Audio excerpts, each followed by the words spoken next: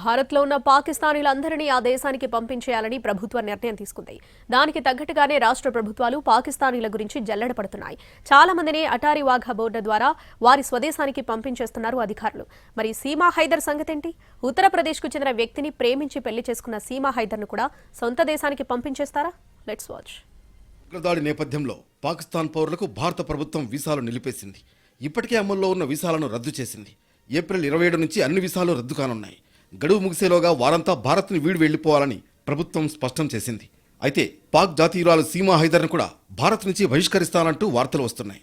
సీమా హైదర్ మాత్రం తనకు పాక్ వెళ్లే ఉద్దేశం లేదని, ఇక్కడే ఉండేందుకు అనుమతించాలని ప్రధాని నరేంద్ర మోడీ, యూపీ సీఎం యోగి ఆదిత్యనాథ్లను కోరింది. ఒకప్పుడు తాను పాకిస్తానీ సిటిజన్ అయినప్పటికీ ఇప్పుడు భారత్ కోడలనని, దయచేసి తనను ఆ దేశానికి పంపొద్దని భారత ప్రభుత్వానికి విజ్ఞప్తి చేసింది. 2023లో తన ప్రియుడు సచిన్ మీనాను వివాహం చేసుకున్నప్పుడే తాను హిందూ మతాన్ని స్వీకరించాలని తెలిపింది. సీమా హైదర్ భారత పౌరుణ్ణి వివాహం చేసుకుని ఒక కుమార్తెకు జన్మనిచ్చింది. ఇక ఆమె పాకిస్తాన్ పౌరురాలు కాదు కాబట్టి దేశాన్ని విడిచి వెళ్లాల్సిన అవసరం ఉండకపోవచ్చని ఆమె తరఫు లాయర్ చెబుతున్నారు. सीमा के मामले में सीमा के सारे डॉक्यूमेंट्स माननीय गृह मंत्रालय, भारत सरकार और एटीएस के पास जमा है. माननीय महामहिम राष्ट्रपति जी का याचिका लंबित है.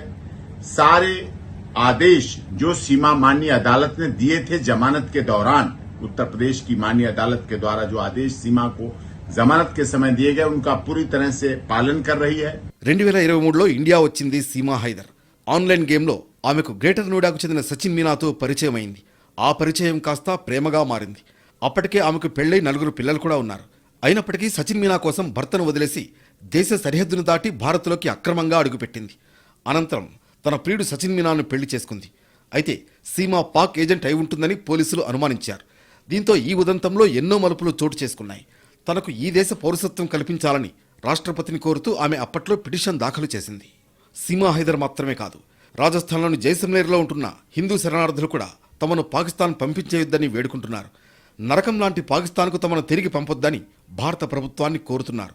మతపరమైన హింసను భరించలేక భారత్లోకి వచ్చారు పాకిస్తానీ హిందువులు. వారిలో కొందరికి భారత పౌరసత్వం కూడా లభించింది.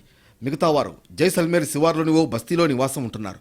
తమను మళ్లీ పాకిస్తాన్కు పంపించేయొద్దని, అలాంటి పరిస్థితే వస్తే తమను ఇక్కడే కాల్చి చంపాలని, తమ అస్థికలను హరిద్వార్లో నిమజ్జనం చేయాలని కన్నీళ్లతో వేడుకుంటున్నారు.